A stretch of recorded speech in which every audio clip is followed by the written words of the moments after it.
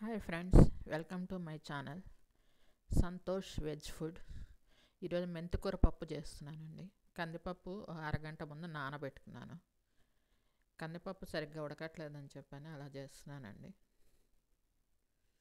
చిన్న కుక్కర్లో చేసుకుంటాను నేను ఎప్పుడు పప్పులు, పులుసులు, సాంబార్లు అలాంటివన్నీ చిన్న కుక్కర్లో చేసేసుకుంటాను. చాలా కన్వీనియంట్గా ఉంటుందండి చిన్న కుక్కర్లో వండుకుంటే. కందిపప్పు 3 సార్లు కడిగేస్తున్నాను. మెంతికూర పప్పు చేస్తున్నానండి. ఆకుకూర మొత్తం ఒలిచి పెట్టేసుకొని కడిగి పెట్టేసుకున్నాను.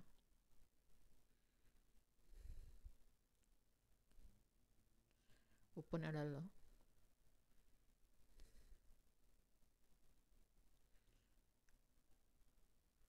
ఆకుకూర డైరెక్ట్గా వేసేస్తున్నాను అండి. కందిపప్పు నానబెట్టుకున్నాం కదా, ఉడికిపోతుంది.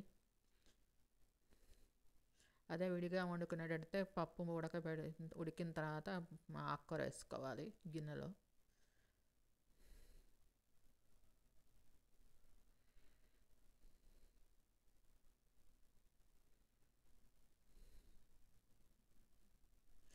దాంట్లో టమాటా కూడా వేసుకోవచ్చు. మెంతికూర పప్పులో ఒక్క పాలకూరలోనే టమాటా వేయకూడదు. ఉల్లిపాయలు, పచ్చిమిరకాయలు వేస్తున్నాను. నేను వేయలేదండి, టమాటా వేయలేదు. వట్టి మెంతికూర పప్పే చేస్తున్నాను.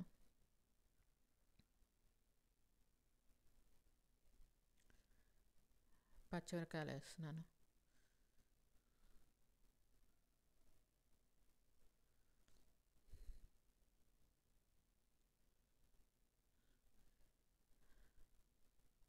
కరివేపాకు కూడా వేసేస్తున్నా దాంట్లోనే. అన్నీ ముందే కడిగి పెట్టుకున్నానండి. అది కొంచెం చింతపండు నానబెట్టుకున్నాను.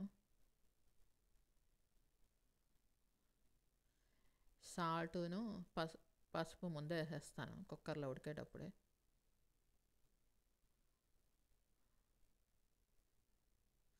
ఈ మధ్య పింక్ సాల్ట్ వస్తుందండి, అది తీసుకోండి.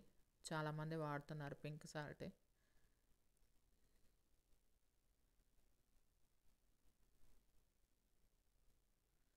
అది మంచిదంట. ఇదివరకు అయోడైజ్ సాల్ట్ అని వచ్చేది మనప్పుడు, ఇప్పుడు పింక్ సాల్ట్ వాడుతున్నారు.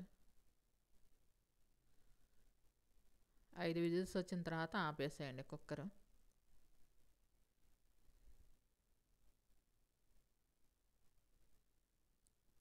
పప్పు ఉడికిపోయిందండి.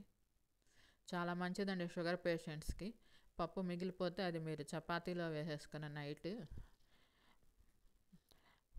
చపాతీల్లో కలిపేసి, పిండిలో కలిపేసి చపాతీలు ఒత్తేసుకొని తినేసేయండి. బాగుంటుంది మెంతికూర పప్పు. మెంతి చపాతీ అంటారు వాటిని. ఒకవేళ మెంతికూరని చపాతీలాగా కలపాలంటే మెంతికూరని శుభ్రంగా మిక్సీ పెట్టేసుకొని మెంతికూరని శుభ్రంగా కడిగేసి దాన్ని ఆ జ్యూస్ని చపాతీలో వేసి కలిపేసుకొని చేసుకోండి, బాగుంటుంది.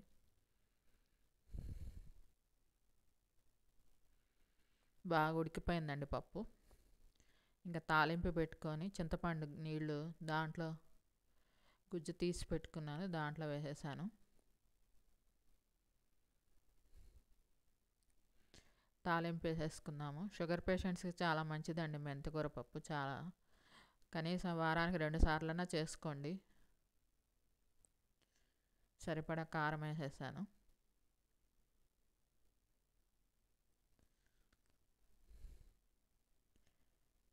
పప్పులో అయితే తాలింపు గింజల్లో పచ్చిశనగపప్పు వేయకండి. పచ్చిశనగపప్పు వేస్తే అది మెత్తగా అయిపోతుంది. మిగతా కూరల్లో వాటిలో వేసుకోవచ్చు, కానీ సాంబారు పప్పులో పచ్చిశనగపప్పు వేయకండి తాలింపు గింజలు.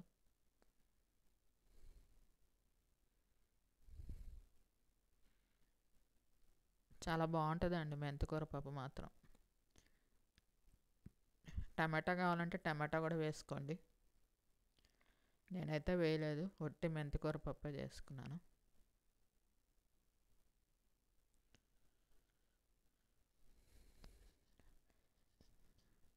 మిగిలిన పప్పు చపాతీ పిండిలో కలుపుకొని నైట్ మెంతి చపాతీ అంటారు, చాలామంది చేసుకుంటారు మెంతికూరతో. విడిగా కూడా చేసుకుంటారండి. మెంతికూర మిక్సీ వేసి దాన్ని చపాతీ పిండిలో వేసి కలిపేసేసి చేసుకుంటారు చాలామంది. హెల్త్కి మంచిదని. షుగర్ పేషెంట్లు చపాతీ తినాలంటారు కదా, మెంతికూర కూడా మంచిది కదా, అలా చేసుకుంటారు.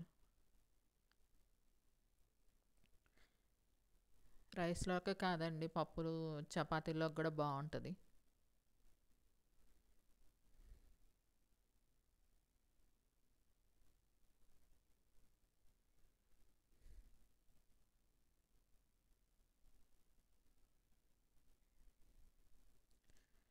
తాలింపు వేసేసాను.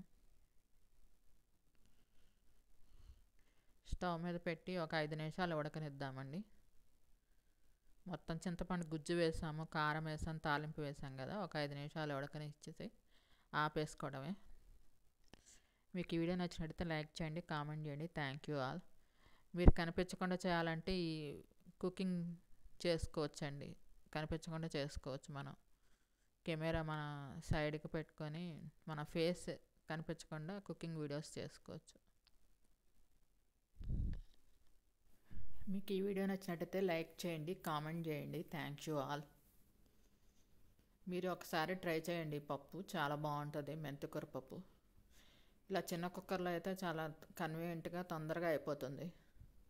మనం మధ్య మధ్యలో చూసుకునే పని లేదు.